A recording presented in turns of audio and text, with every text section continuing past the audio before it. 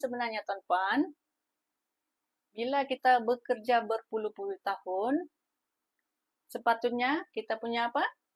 Tabungan kita bertambah. Tabungan tu yang macam mana tuan-puan?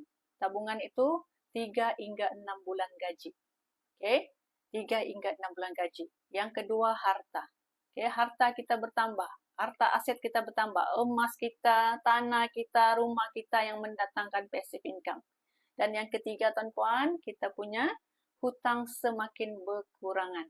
Okey? Kita nak bebas hutang. Tapi apa yang berlaku hari ini tuan-puan? Ramai orang dia tak boleh pencen sebab banyak hutang. Betul tidak? Okey, ramai orang dia tak boleh pencen sebab dia banyak hutang. Jadi sebenarnya pencen ni bukan tentang umur. Okey, bukan tentang saya 60 tahun baru saya nak pencen sebab 60 tahun saya kena pencen. Bukan. Sebenarnya tuan-puan, bukan. Tapi sebenarnya tentang kedudukan kewangan kita. Selagi kedudukan kewangan kita tidak baik lagi, masih ada hutang, macam mana nak pencen? Boleh nampak tak dekat sana?